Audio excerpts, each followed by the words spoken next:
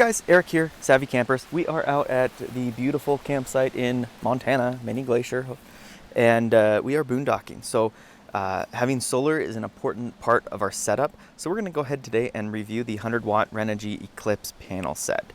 Stay tuned because you don't want to miss this.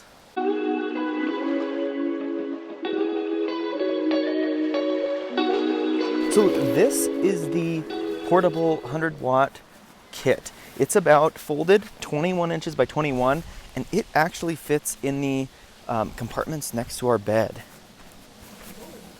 So it's very compact because it fits next to our bed. It was the only kit that we could find that fit in that small of an area.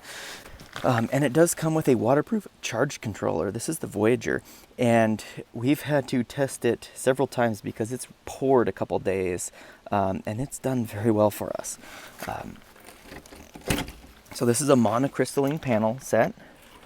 So we can go ahead and check out the back.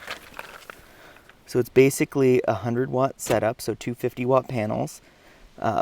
Maximum current is about 5.68 amps. And we've been doing about 5.2, 5.3 as a max. So it's done very well for us. As you can see, there's the pollen from the rain. So coming off the stock panel are these MC4 connectors. And then we have an MC4 adapter to an SAE adapter. And then it goes SAE and it flip-flops the polarity. And then we have an SAE extension. I think it's a 25-foot cable. And then we have that go into our ZAMP solar kit. And it's important if you want to use the ZAMP solar kit that you get that polarity reverser so that you don't short circuit your system. And we have a little cable lock here that goes up to a bolt lock. And these bolt locks are great. They use your car key as a lock, and we love it. So we only have to carry one key around. So we have had a rooftop solar kit, 200-watt Renogy kit for the last few years, and honestly, this thing, if I were to buy one again, I would get a portable kit. I don't think I'd go through the trouble to put a kit on the roof again, because this thing you just drag around in the sun. The downside is that you have to do it, you have to be at camp when you do it, but it's so nice because we've been getting about 22 to 24 amp hours out of this. And our rooftop kit, yes, we've been getting more. We've been getting about 40 amp hours. And we're in a pretty open site here. But we've been in some other sites that are very treed, and we get basically no solar on the roof, but then on this guy we get a lot more amperage out of it. So I think for the beginner, for the person that's going to be camping in the woods, you're going to want a portable kit, maybe not a fixed rooftop kit. So it does come in a nice portable case. I've just left it in the back of the truck so that you can fold it up and just put it inside. So I can go ahead. I don't know if I really need to demonstrate. I'm not going to unhook the battery, but I'll show you real quick. It's fairly simple to put away. So basically what you'd want to do is fold your legs in and just with these, just go like that, and then put the other one down, fold it up, and you can put all your cables and things in here, and then just put it inside your case. So it's fairly simple to open and close and operate. And the case is a good quality case. It's branded Renogy, and it's got an area for your handle to stick out. You've got two latches to keep it latched up, and then you've got your handle for carrying, and it's pretty lightweight. We actually had a 200-watt Eclipse that Renogy accidentally sent us, but we sent it back, so we did get some time with that. We used it, and we liked it. It put out a ton of amperage, but the problem was the panels were double the size. So basically, they were, 42 inches by 21, and so when it was closed, it was huge. It was double this size, and that's a nice sized array if you need to do some heavy-duty charging. But for us, we wanted the 100-watt kit so that we could actually put it in our trailer and store it easily.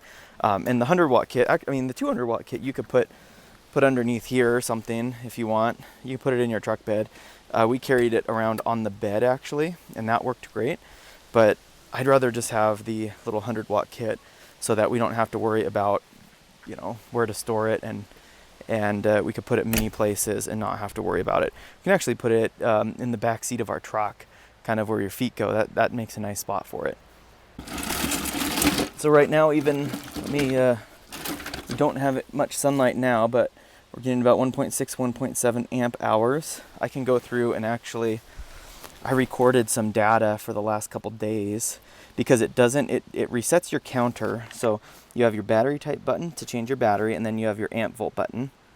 So basically, here's how many amp hours we put in today, 2.3, and we're charging at 13.4 volts, and we're at 1.8, 1.9 amps, and we're basically in the shade. There is really no sun. And every day it resets, which is kind of nice, but it's kind of nice to have a data log too. So we can go ahead. So last night I charged 22.8 amp hours. Yesterday, the day before, I was actually 32.2. So that's a lot of amp hours, especially when that same day I only did 42. This is my rooftop kit. So I did 42 amp hours on the roof and 32 on the portable. So as you can see, tilting the panels and being able to move them in the sun. I think that day I was able to actually kind of hang around camp and move them in the sun. And so to really do almost 75% of what the 200 watt kit produces, this kit does pretty dang well. I think moving forward, I'm going to get a larger lock cable. I've seen a lot of people at camp probably with a 20-foot cable. I think that's going to be advantageous. I did leave it unlocked a little bit, kind of over by the truck here. It kind of stays in the sun more throughout the day, but I didn't really have anything to lock it up to, so I don't think someone will steal it. I've left my Doku kit out, 150 watt folding Doku kit. That actually, the Doku was pretty good, and I've left that out before, kind of back in camp, but on this, where I really want to keep it and I don't want someone to take it, I do want to leave it locked up because it's a more expensive product versus $150 kit. Kind of to wrap things up, it's a very nice kit. It's very compact.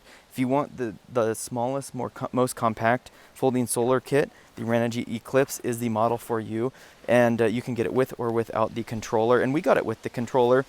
I wouldn't mind if they had a little Bluetooth set up for the controller, but I'm starting to have some trouble with my other Bluetooth on the rooftop kit. Just the app kind of sometimes crashes, and I think I need to update it, but we don't have service, so I haven't been able to do so. But like I said, it's the smallest kit, it's the lightest kit. This kit's going to last forever. It has a good warranty. Renogy does make a great product when it comes to solar kits. And as you can see from my data, it did very well as compared to our 200 watt kit. Especially, we don't have very many trees, but some of these trees do block throughout the day. So, but when you're in a highly wooded site, like we've been in before, like maybe that one over there, the portable kit is going to basically outrun the rooftop kit, just because your rooftop kit you can't move and you can't really tilt easily. So if you do have some trees, you're going to be blocked. So, all right, thanks for watching. If you do want to check these out, I'll have a link down in the description. We've bought from Renogy and we've bought from Amazon. My suggestion would be to buy directly from Amazon, because when we bought from Renogy, they actually sent us the wrong product, and then it was a pain in the butt to get it returned. It took about a month back and forth for them to get the shipping code. So, the customer service was not the best.